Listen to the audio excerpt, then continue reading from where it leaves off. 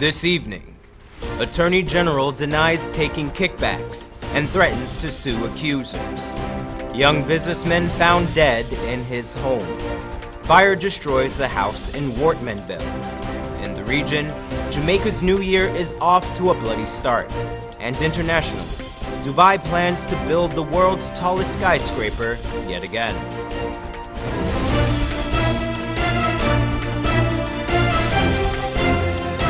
From Safe TV headquarters in South Rival Gardens, this is Safe TV Headline News with George Gonzalez. Today is Monday, January the 8th, 2018, and this edition of Headline News is now being streamed live on our YouTube channel.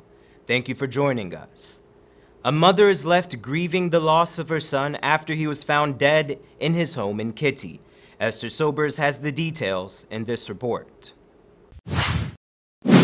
This morning, the body of Tevin Paris was found in his Garner Street, Kitty, Georgetown home with a bullet wound to his head. Paris was a promoter for the recently concluded Golden Smile Family Old School Party in the National Park. He was also the manager of Corner Kick Sports Bar on Lime Street. Reports indicate that the young businessman was not the holder of a licensed firearm. His mother asserts that Paris was not suicidal. She claimed that her son had everything he wished for, and she adamantly believes that her son was murdered. Relatives close to Paris felt the same, stating that Paris seemed full of life and energy just yesterday. Police investigations are ongoing. Reporting for Channel 2 Headline News, I'm Esther Sobers. Thanks, Esther. Watson Gray, a 61-year-old customs broker, was sleeping on the veranda of his Hatfield Street home when he was awoken to a slap in the face. At around 9 p.m. on Saturday evening, two men had gained entry into his house with the intent of stealing his handgun. One of the gunmen was quoted as saying, "We come to kill you, where's the gun?" His accomplice then struck Gray in the head with his handgun. The men raided Gray's bedroom and located a firearm, ammo, $105,000 cash, 2 cell phones, and nearly $1.2 million worth of gold jewelry. The two bandits then fled the scene. Further investigations are in progress. Attorney General Basil Williams is certain that a law school is in Guyana's future. Wendell Jeffrey tells us that the Legal Affairs Minister had some strong words for those who object to its formation. Some statement was made that we never had permission to build our school. I'm not sure why any Guyanese would want to make such a treasonous statement. The current Attorney General, Basil Williams, was addressing an issue which arose out of Guyana's plan to construct and manage its own law school. Former Attorney General Anne Nandalal had publicly said that Guyana does not have the permission from the necessary CARICOM bodies to set up a law school. In response, the Legal Affairs Minister made some strong allegations against Nandalal. But it was a treasonous statement, and I didn't pay attention to it. Mr. Williams said that he was informed that the committee's decision to negate Guyana's law school was made while Chancellor Carl Singh was a part of the committee.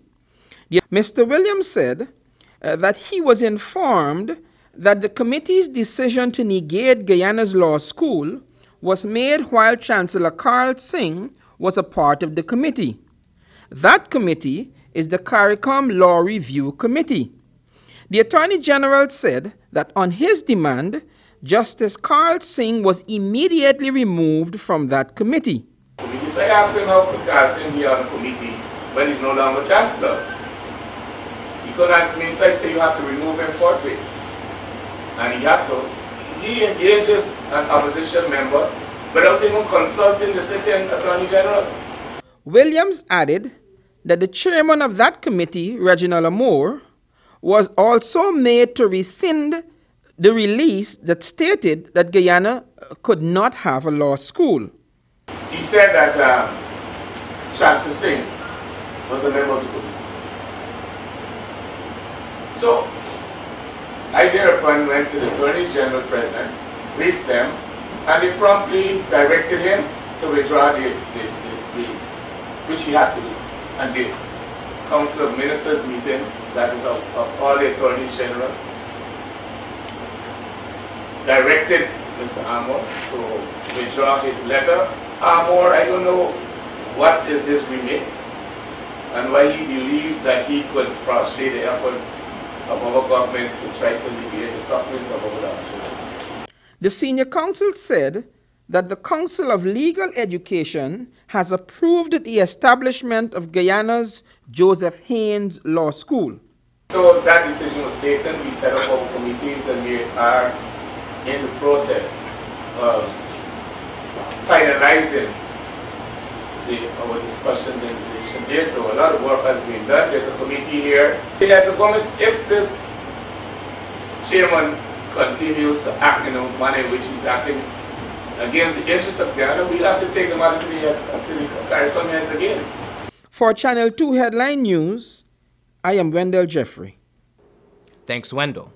On Sunday, the members of the Guyana Press Association elected their first female president. Prime News anchor and veteran reporter Nazima Raghubir ran unchallenged for the position. Raghubir states that she will continue to push for training programs for journalists and to work towards bringing respect to the media in Guyana. She also desires to amend the constitution of the organization to allow for a more inclusive GPA. Also unchallenged were the nominees for Vice President, Zoysa Frazier of Starbrook News, and Treasurer Fariza Hanif, who is the Editor-in-Chief at The Newsroom. They will serve in these positions until January 2020. And don't go away, we have more news for you after the break. For the best Creole food in town, come to Ridley's Restaurant. Taste our hot meals, fresh bread, and sweet pastries. Our spacious dining hall is free for all occasions. For reservations and more, call 226-2518 or 225-7245. We're open Monday to Saturday from 7 a.m. to 6 p.m. Wrigley's Restaurant, located at 38 Robb Street, Laceytown, between King and Wellington Streets. For breakfast, lunch, and dinner, Ridley's Restaurant. Tasty and healthy eating.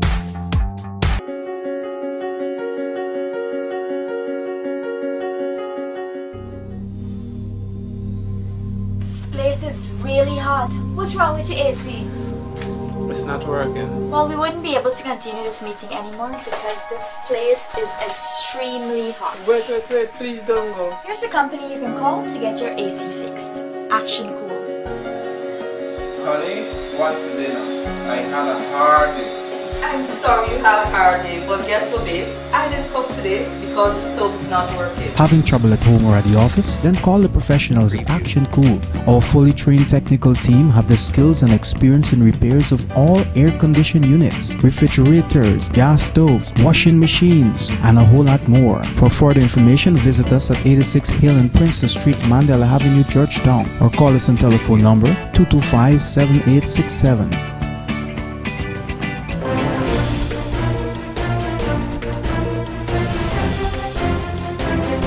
Welcome back. 2 are left homeless after a fire completely destroys a home in Wortmanville. The home located at Lot 74 Durban Street caught fire sometime around 9:30 this morning.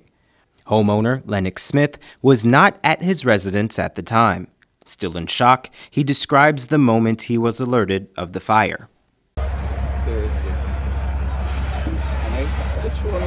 This number, and then a name came up that I recognized, and I answered it. See the house on fire, very quick. Tried to get it before this was. According to residents in the area, the blaze started in the electricity meter located at the front of the house. The fire partially burned the building next door to the property. Firefighters rushed to the scene and quickly put out the blaze. There were no reports of injuries or fatalities. Investigations are in progress. Attorney General Basil Williams defends his track record and threatens to sue those who accuse him of receiving kickbacks for lost cases. Wendell Jeffrey brings us that story. Sometime after the new administration took over, it was announced that there would be 6 legal luminaries tasked with assisting the offices of the Legal Affairs Ministry and the Attorney General. One of those legal minds was Justice James Patterson. Recently, Justice Patterson was appointed as the new Guyana Elections Commission's chairman. Today, Attorney General Basil Williams was asked if Mr. Patterson will be replaced. 6 advisors. And if one goes, I don't know that will prevent the rest from continuing. So, Justice Patterson is no longer there. But we don't have to replace anybody. We have 6 persons. If we wish to replace, we decide that. Pressed on whether or not he was being a victim of a losing legal streak, the Attorney General became agitated and sought to defend his track record. No, the one case we went to the CCJ was essentially, and that was a victory for us, because we argued what wasn't argued. We argued relations. But you can't sit on your rights and then leave things to get up and then come and say you're suing. And as a result, half of what we would have had to be based on the judicial judgment, we don't have to. Asked about the local cases that he has lost, the Attorney General said this. But could you tell me, I don't know what local cases I lost? At one point, the Attorney General took umbrage to some of the questions from the press corps, terming them outrageous, disappointing, and inefficient. Mr. Why do you make these outrageous statements? I mean, I'm disappointed with you. I just had a question from the doyen, and I'm surprised he's trying to attribute to me Rhodesia's case. Now you're telling me about DDL. Did we represent DDL? Were we in the DDL case? Why don't you have to go and get your facts? Look, I'm tasking you now as reporters to be efficient in 2018. When the Legal Affairs Minister was asked how many cases he won, he insinuated that he is not his chambers and that he does not go to court to represent any case, suggesting that the losses of cases from his chambers cannot be attributed to him personally. Nowhere in the region does an Attorney General go to court every day. If they go to court at all. Well, your chambers then. How many have you won? We won more than we lost. How many? Clearly that the chambers won more than they lost. So that's what I'm saying. Why are you pandering to the propaganda of the opposition? I'm asking you a question. But you don't. But why didn't you do your research? But you are actually pushing propaganda from the opposition. Recently, it was reported by some members of the opposition that many of the cases that the legal affairs offices had settled were done as favors and for financial kickbacks. Asked to respond to this charge, the Attorney General asked to be told who it was that made those claims, threatening to sue them. Yes. Who was that? One. Take some money off of Mr. Landeland if he's saying that. For Channel 2 Headline News, I am Wendell Jeffrey. Thanks, Wendell. Police are investigating the circumstances surrounding the death of Ryan Roberts, a 37-year-old miner of Maruka, Northwest District. His partially decomposed body was discovered in the community by villagers around 10 a.m. yesterday. Roberts' body was in a sitting position with a string tied around the neck and attached to a tree's branch. Due to the state of decomposition, the corpse was buried shortly after being discovered and is expected to be exhumed later this week for a post-mortem examination.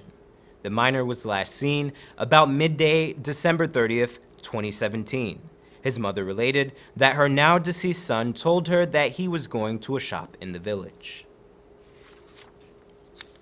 Contrary to popular belief, there has been a decrease in serious crime in 2017.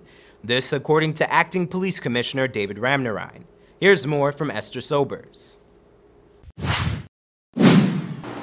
We achieved at the end of December 2017 an 11% decrease in serious crimes compared to 2016.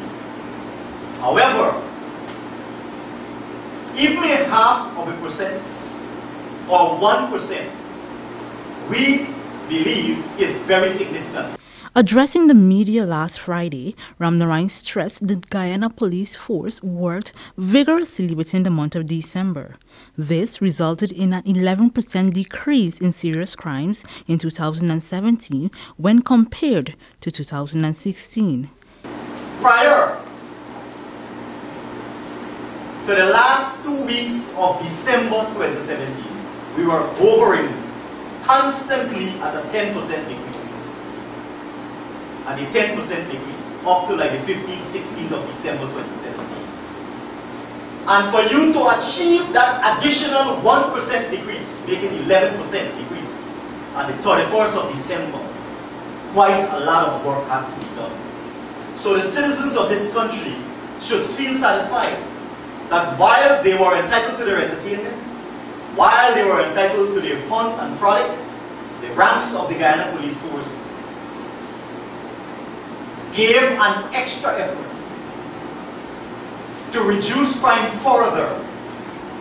Despite this fact, there has been an increase in carjackings during the last quarter of 2017, with 47 reported cases compared to 35 cases in 2016 and 41 cases in 2015. Some point to a trend in carjackings. Of the 47 reported cars stolen, 16 were Toyota Primo, 8 were Toyota Alliance. These carjackings seem to have some sort of criminal industrialized concept. Let me repeat it. These carjackings, it is our opinion, seems to have what we call a criminalized industrialized concept. It seems to be collusion in some cases between several players in this criminal enterprise. Of course, the issue of insurance, the insurance element seems to stand out.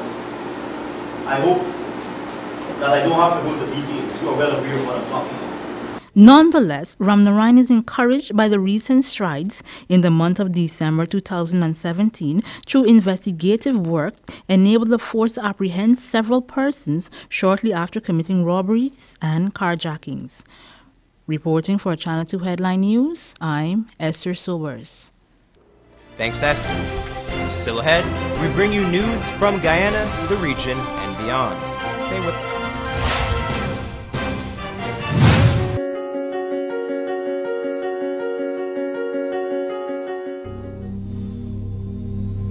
This place is really hot. What's wrong with your AC? It's not working. Well, we wouldn't be able to continue this meeting anymore because this place is extremely hot. Wait, please don't go. Here's a company you can call to get your AC fixed. Action Cool. Honey, what's dinner? I had a hard day. I'm sorry you had a hard day, but guess what, babes? I didn't cook today because the stove is not working. Having trouble at home or at the office? Then call the professionals at Action Cool. Our fully trained technical team have the skills and experience in repairs of all air-conditioned units, refrigerators, gas stoves, washing machines, and a whole lot more. For further information, visit us at 86 Hill and Princess Street, Mandela Avenue, Georgetown, or call us on telephone number 225-7867. For the best Creole food in town, come to Ridley's Restaurant. Taste our hot meals, fresh bread, and sweet pastries. Our spacious dining hall is free for all occasions. For reservations and more, call 226-2518 or 225-7245. We're open Monday to Saturday from 7 a.m. to 6 p.m. Wrigley's Restaurant, located at 38 Robb Street, Laceytown, between King and Wellington Streets. For breakfast, lunch, and dinner, Ridley's Restaurant. Tasty and healthy eating.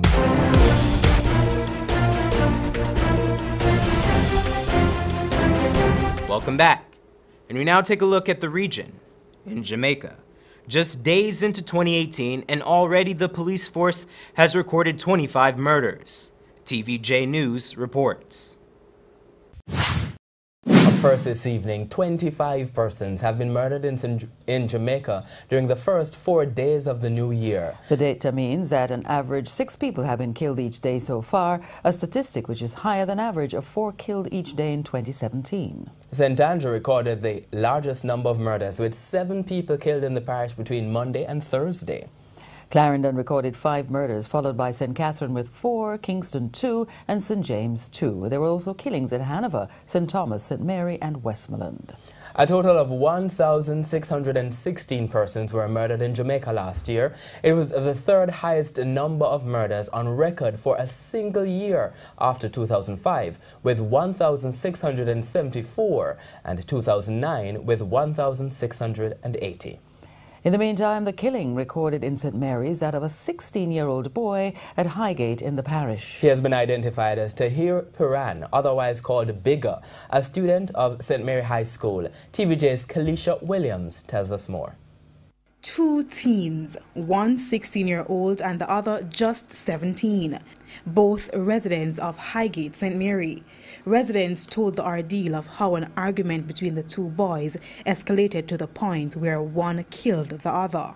Night before, at Highgate, and them and the boy have some grievance, I don't know, and then we down here and we go up there and we talk to the boy that killed him, and the boy tell me that he's going to kill him.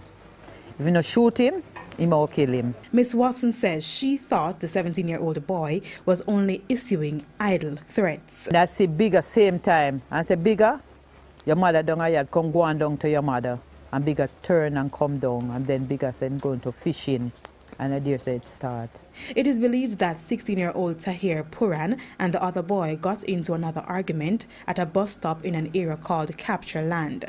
The argument developed into a fight, during which Tahir Puran was stabbed. He was taken to hospital but did not survive. He's a nice little boy. Don't get trouble. When the family visited the scene of the stabbing on Friday to pay tribute to the 16-year-old, his mother could not hold back tears. Shaken up by the incident, she declined to appear on camera. But as the family lit candles for Tahir, they say they are only hoping that justice will prevail. Kalisha Williams, TVJ News. And internationally, in Dubai, the desert city is already home to the world's tallest tower, the Burj Khalifa. Yet now it's building one which is even taller. BBC's Jeremy Howell reports.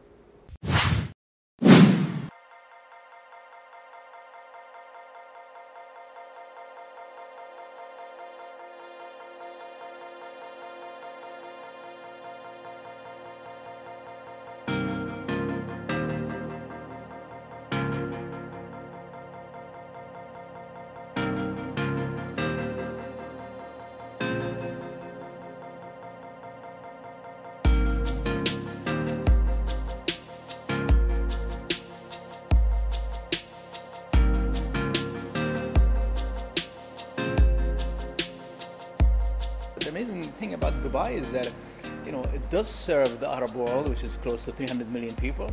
But, we've got another 300 million people between Africa and India.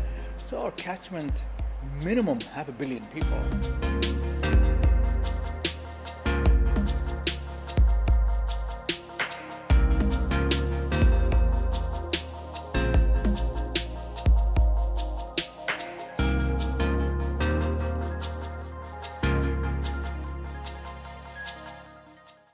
Here's your 7-day weather forecast.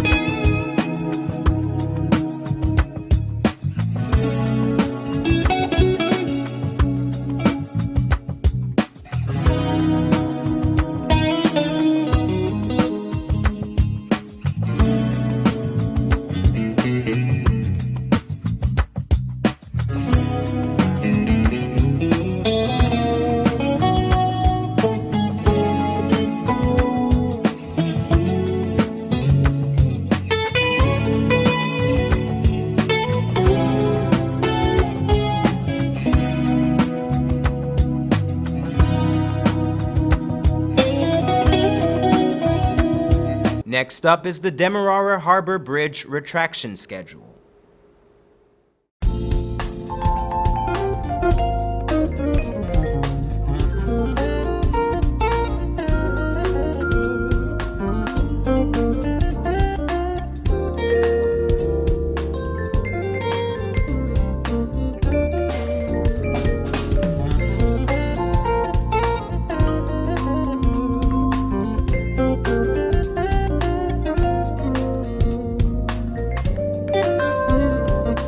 And that's Channel 2 Headline News for this Monday evening. As we take our leave, we invite you to find Channel 2 Headline News on Facebook and YouTube. You can also tune in tomorrow morning at 6:30 for a rebroadcast, and Tuesday evening at 7 o'clock for more news. For now, I'm George Gonzalez, signing out from this newscast, saying thank you for welcoming us into your homes, and do have a blessed evening.